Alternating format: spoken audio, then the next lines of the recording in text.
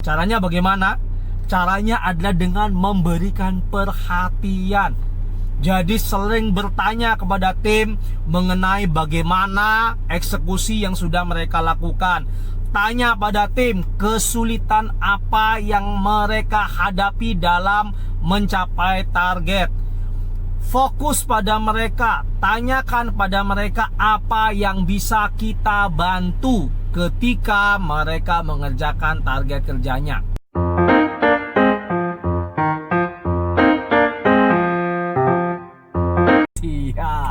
Orang sering salah mengartikan atau menganggap remeh tentang yang namanya persepsi. Padahal dalam menjaga produktivitas kerja, persepsi ini menjadi, ya sekali lagi, menjadi faktor yang paling penting ketika kita berbicara tentang produktivitas. Nah, ketika kita bicara tentang persepsi, bos, itu artinya kan kita sedang berbicara tentang apa yang orang lain terima dari apa yang kita komunikasikan. Karena kalau kita bicara tentang komunikasi, kita berbicara tentang bagaimana pesan atau komunikasi yang kita sampaikan itu sesuai dengan persepsi yang diterima. Jadi ketika kita bicara tentang menjaga produktivitas, yang nomor satu yang harus kita pastikan adalah setiap tim kita itu memiliki persepsi yang produktif tentang kita.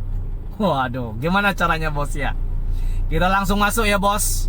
Yang nomor satu, ketika kita bicara tentang persepsi atau strategi persepsi dalam menjaga produktivitas kerja, itu adalah memastikan bahwa kita sebagai atasan terlihat sebagai teladan dalam kepemimpinan kita. Wah, keren ya bos ya.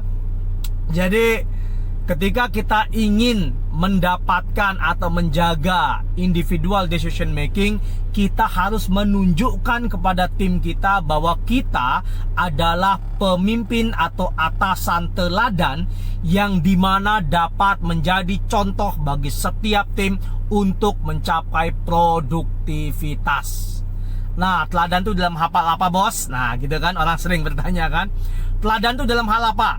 Yang pertama, teladan itu dalam hal bagaimana kita fokus pada pencapaian target kerja.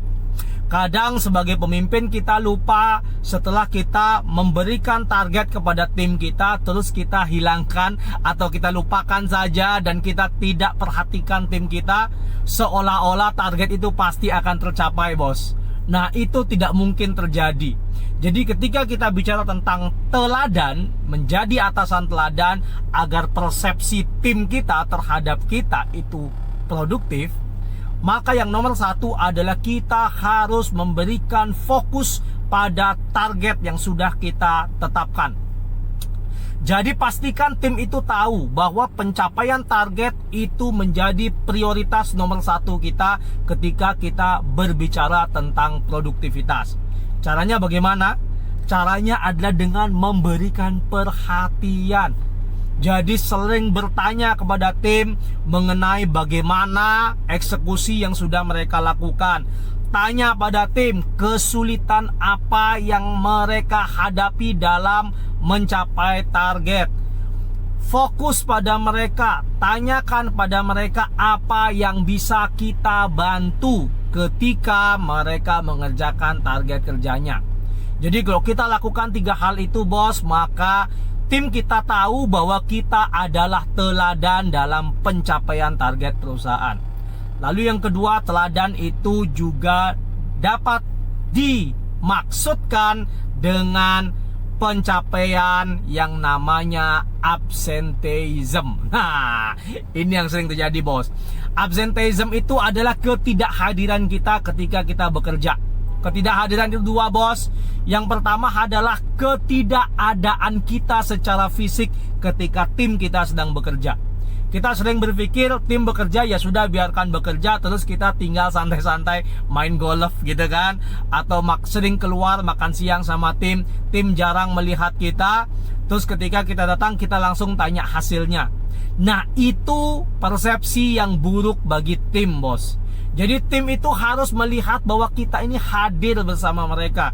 Jangan sampai tim itu merasa bahwa kita sibuk, bahwa mereka, kok kita ya, mereka sibuk mengerjakan aktivitasnya sedangkan kita santai-santai keluar. Itu jangan sampai terjadi. Jadi absenteeism atau yang namanya ketidakhadiran itu berbahaya bagi keteladanan dalam kepemimpinan. Contoh yang paling sederhana, kita minta tim itu bekerja dari jam 8 pagi sampai jam 5 sore. Tapi kita datang berangkat kerja jam 10 pagi, bos. Terus jam 3 kita udah kabur gitu kan. Tentu tim tidak akan bersemangat dan tidak merasakan kehadiran kita, sehingga kita dinilai memiliki absenteeism yang tinggi, sehingga mereka akan merasa kita ini tidak ada menjadi teladan untuk mereka. Oke, teladan, nah ini juga bisa dimaksudkan dengan yang namanya satisfaction. Wah, jadi kepuasan. Nah, bagaimana cara kita membuat tim kita ini merasa senang bekerja dengan kita? Kita harus menjadi pemimpin yang cool, bos. Wah, membuat suasana kerja itu menjadi menyenangkan.